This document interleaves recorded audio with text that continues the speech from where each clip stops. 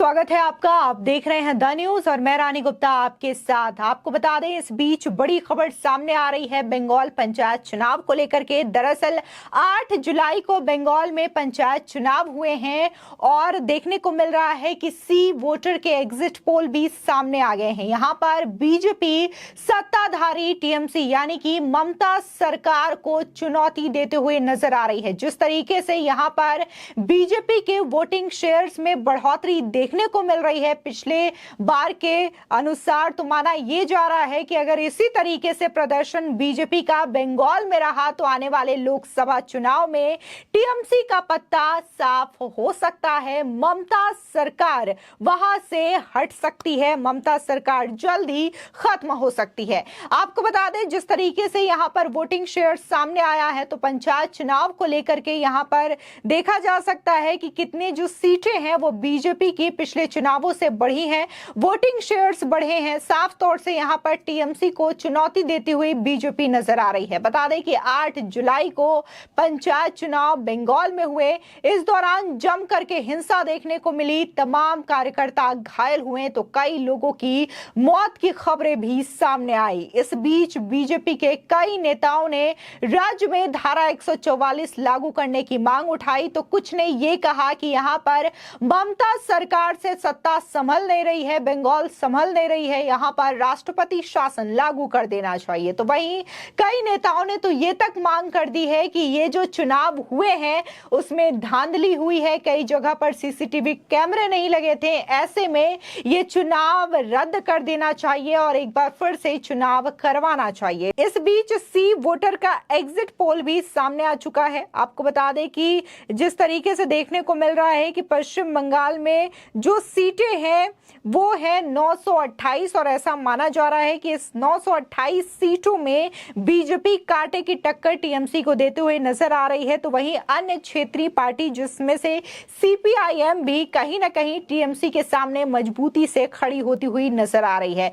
जो पिछले बार का आधार था कि किस तरीके से टीएमसी तानाशाही के बदौलत और गुंडागर्दी के बदौलत सरकार बना चुकी थी, तो इस बार जो विपक्ष की पार्टियां हैं, चाहे फिर वो बीजेपी हो या फिर सीपीआईएम हो, बड़ी ही मजबूती के साथ डटी रही, बड़ी ही मजबूती के साथ टीएमसी सरकार का मुकाबला करती हुई नजर आई थी, जिसकी वजह से साफ तौर से वोटिंग शेयर्स में बड़ा इजाफा देखने को मिल रहा है। आपको बता दें, बीजेपी के वोटिंग शेयर की बात करें जो कि 2023 के पंचायत चुनाव में बढ़े हैं, वो 27% के वोटिंग शेयर्स हैं।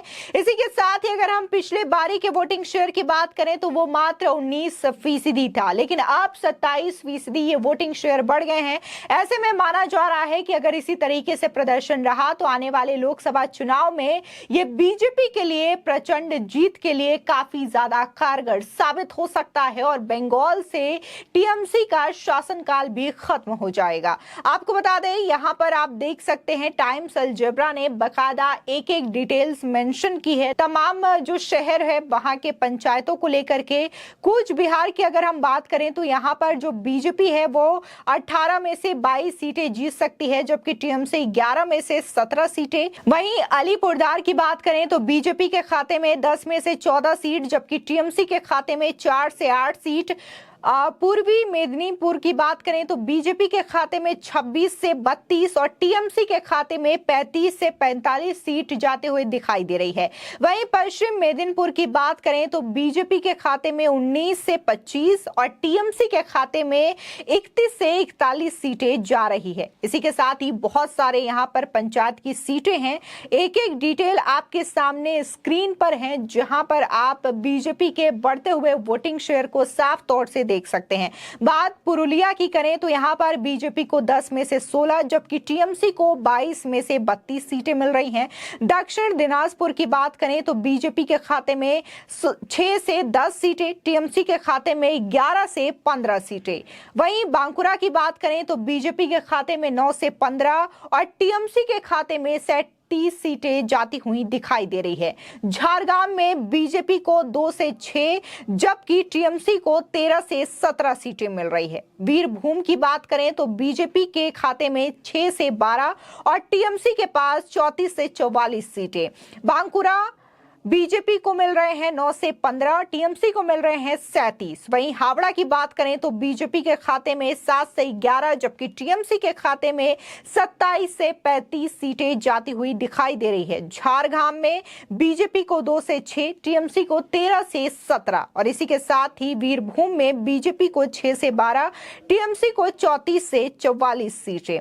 नादिया की बात करें तो बीजेपी को 12 से 18, टीएमसी को 30 से 40, दक्षिण 24 परगना में बीजेपी को 14 से 20, टीएमसी को 59 से 69 के बीच में सीटें मिल सकती है। जबकि मुर्शिदाबाद की अगर बात करें तो बीजेपी के खाते में 26 से 36 और टीएमसी के खाते में 39 से 49 सीटें जाती हुई नजर आ रही है। आपको बता दें कि इसमें से कई सारे पंचायत शहर ऐसे हैं जहां पर जम करके हिंसा देखने को मिली, बूथ कैप्चरिंग की घटना देखने को मिली। इसी के साथ ही वहां पर मतदान पेटी को भी कई सारे लोगों ने नुकसान पहुंचाया था। कुछ तो मतदान पेटी को लेकर के भागते हुए नजर आए थे, जिसके काफी ज्यादा वीडियोस सोशल मीडिया पर भी सामने आए थे, तो कुछ मतदान पेटी को आग लगाते हुए भी नजर आए थे। यानी कि साफ तौर से जो पंचायत चुनाव के दौरान बंगाल की हालात रहे हैं, इसको लेकर के सभी ने निंदा की है और लोगों का कहना है कि आखिर किस कदर वहां पर ममता सरकार जो है बंगाल को संभालने में बिल्कुल नाकाम साबित हुई है। बंगाल में ममता जो है वो ठीक से शासन नहीं कर पा रही हैं, जिसकी वजह से वहां पर आज शांति के तरीके से चुनाव संपन्न नहीं हो पाए हैं। इतना ही नहीं, बीएसएफ के डीआईजी ने भी बड़ा खुलासा किया। उनका कहना है कि हमने बार बार ममता सरकार और राज्य चुनाव आयोग को खत लिखे हैं, इसके बावजूद जो सेंसिटिव पोलिंग बूथ थे उसकी जानकारी हमें नहीं दी गई।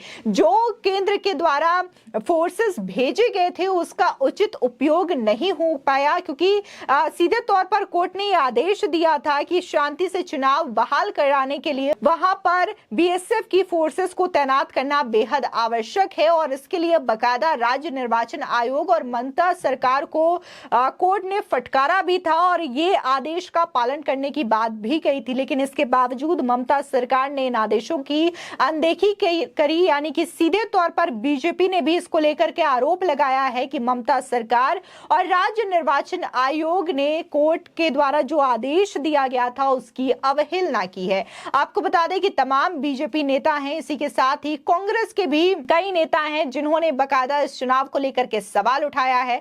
तो वहीं बीजेपी के नेता शुभेंदु अधिकारी ने तो ये तक मांग कर दी है कि जो राज्य में हिंसा हुई है उसको लेकर के एनआईए की जांच की जानी चाहिए कि आखिर इतना गोला बारूद यहां पर आया कैसे और इसके लिए कौन फंडिंग दे रहा है। क्या ये बाहर से फंडिंग मिल रही है या फिर राज्य में ही मौजूद ऐसी कोई ताकत है जो कि लगातार चीजों के लिए फंड प्रोवाइड करवा रही है और राज्य में गोला बारूद भिजवा रही है ताकि राज्य में लगातार अशांति फैलती रही। लेकिन यहां पर गौर करने वाली बात है कि विपक्ष अभी भी इस मामले को लेकर के खामोश है। ना तो वो ममता सरकार के खिलाफ कुछ बोल रहा है और ना ही बंगाल में पीड़ित उन लोगों के खिलाफ बोल रहा है, क्योंकि अगर बात हम राहुल गांधी की करें तो वो राहुल गांधी जो है ये कहते हैं कि वो नफरत की बाजार में मोहब्बत का दुकान खोल रहे हैं। लेकिन बात अगर हम बंगाल की करें तो बंगाल पर वो खामोश नजर आते हैं। फिलहाल इस खबर को लेकर के आपकी क्या राय है हमारे कमेंट सेक्शन में जरूर बताएं। आगे की और भी अपडेट के लिए चैनल को सब्सक्राइब करना ना भूलें।